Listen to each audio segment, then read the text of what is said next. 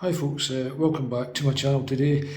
It's pouring rain outside, so I'm in the shed doing a wee bit of woodwork, and this is part 2 of the boot jump build for the Tourneo Connect Grand.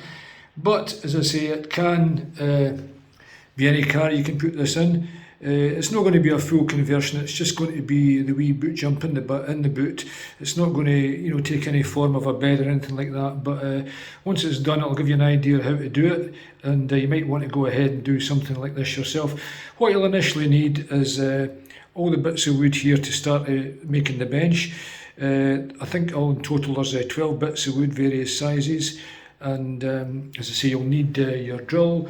You'll need a drill bit, and you'll need a bigger drill bit to sort of countersink the screws, and you'll need a T25 for driving the screws home. It's the screws across there. So we're just going to get on with the build this morning by sort of just taking about half an hour to screw all this together. You've got to keep a really firm grip on everything when you're actually making the countersunk holes. Just make sure everything's sort of lined up. The very first thing you've got to do is, as I say, make the legs, and it's a sort of frame more or less like this. So folks, once you've sort of put the first sort of leg together, you've just got to remember to screw everything up well.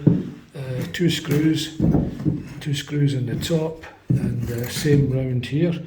Try and countersink them as well as you can, then obviously before you sort of go any further, sand them off. So that's basically the first leg done. Okay, well, after you've finished the two bottom bits, as you can see here, you're ready to put the cross pieces across. There should be 4 in all, so I'm just going to actually do that. Sorry I can't sort of film while I'm doing it, because you've really got to hold on with 2 hands. But basically, I'm in this position now, just ready to sort of fit the other pieces on the top, and that'll basically complete the second bench. As I say, folks, it's a wee bit difficult sometimes, it's annoying, because you've got to keep changing this, you've got to keep changing that and that over all the time, so just take a wee bit of patience unless you've got 2 or 3 drills lying about, which would be actually handy. As I say, once you've got one of the cross members or the cross beams on, sort of thing, make sure you fasten one at that side first, so that it just all holds the thing together before you progress. Well, that's the second bench completed, and as I say, it didn't take too long. Probably about 40 minutes or so to just get it right. Just take your time, don't mess about. Put 1 screw, as I say, in each of the beams at the top, and as I say, the rest, as I say, it's 2 screws, and as you see, I've still to rub it down or sand it down. That's what I'm just about to do now. Well, that's me finished with the benches. That's the 2 of them now sort of ready to go. Basically just to get a wee bit of sanding down, just there's not going to be rough edges on them and stuff like that. I've got my orbital sander here ready just to do that. So maybe a sort of a couple hour job all in all to get these benches made.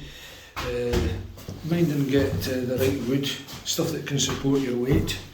So the next thing I'm going to be doing obviously is going to be recovering cushions, etc., and getting a board for the base that I can actually mount the table on.